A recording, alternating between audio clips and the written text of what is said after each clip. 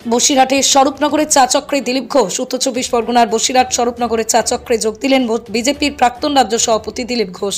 আগামী 26 সালে বিধানসভা নির্বাচনের প্রাক্কালে রাজ্য জুড়ে চলছে এসআইআর। সেই নিরিখে তৃণমূলকে কড়া আক্রমণ করে বললেন, এসআইআরের ভরে বাংলাদেশি অনুপ্রবেশকারীরা পালাচ্ছে, তাই মুখ্যমন্ত্রী চাষের বাহানা দিয়ে নির্বাচন কমিশনকে চিঠি লিখেছেন এশিয়া বন্ধ করার জন্য। কিন্তু দিলীপ ঘোষ স্পষ্ট জানিয়ে দেন, ব্রিটিশ আমলে 1911 সালে, 2002 সালে, এখন 26 সালে হচ্ছে, এমনটাই জানান বিজেপি নেতা দিলীপ ঘোষ। প্রদীপ সরকারের রিপোর্ট, হিঙ্গলগঞ্জ নিউজ।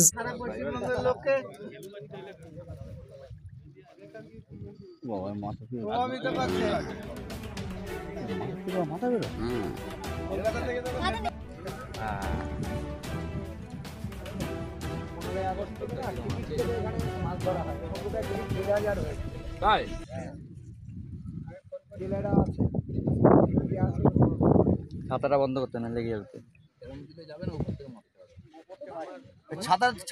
ছাতাটা বন্ধ করতে হবে।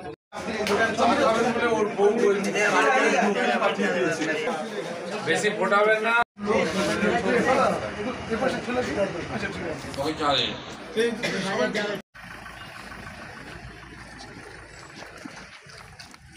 কি নাম?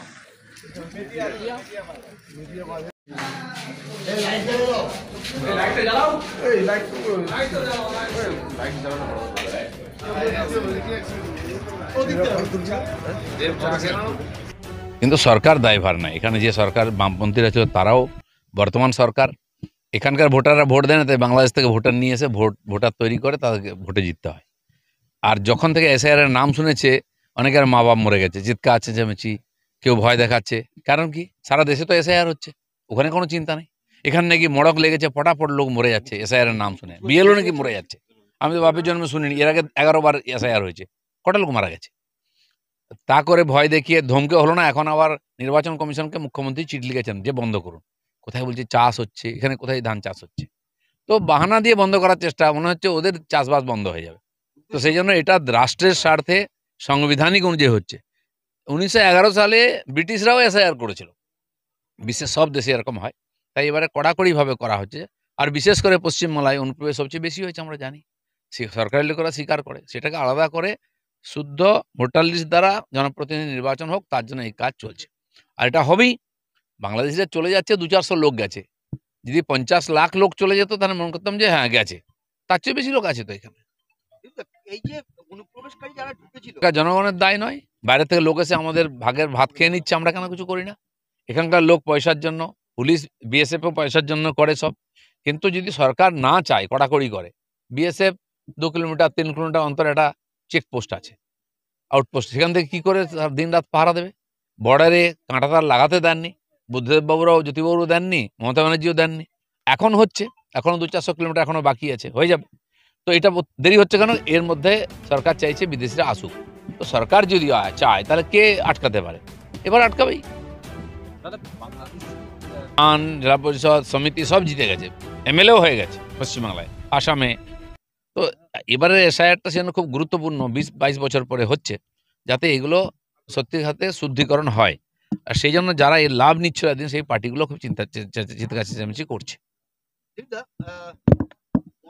সেরকম ওপাশেও ভোটার কার্ড আছে, এপাশেও ভোটার কার্ড আছে। কিন্তু এখানে যদি সে এসে থাকে আর যদি হিন্দু হয়, তার এখানে নাগরিকত্ব পাওয়ার অধিকার আছে, তাহলে তাকে সে ডকুমেন্ট দিয়ে তাকে সি এর ফর্ম ভরতে হবে।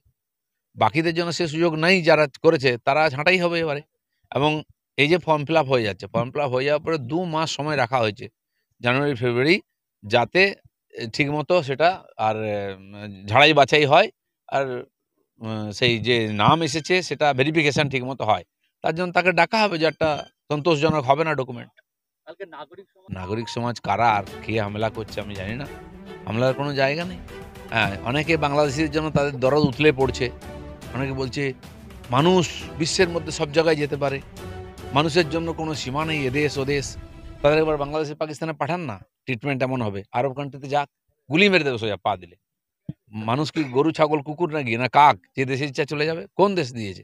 সব দেশের নিয়ম কানুন আছে, সংবিধান আছে, সেই অনুযায়ী চলে। এটাকে ধর্মশালার দিন যারা বানিয়েছে তারা এইসব কথা বলছে।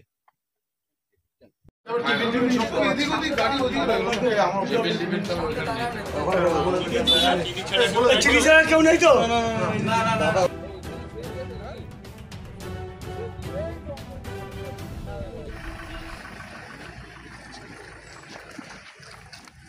কি নাম? বাঁকুড়া ত্রিমোহনী মাঠের কাছে সিটি কম্পিউটার সেন্টার ক্লাস 1 থেকে গ্রাজুয়েশন পর্যন্ত special school course, certificate, diploma, PG, advance course, অভিজ্ঞ শিক্ষক মন্ডলীর হাতে কলমে প্রশিক্ষণ, ভর্তি চলছে। যোগাযোগ 8016238610।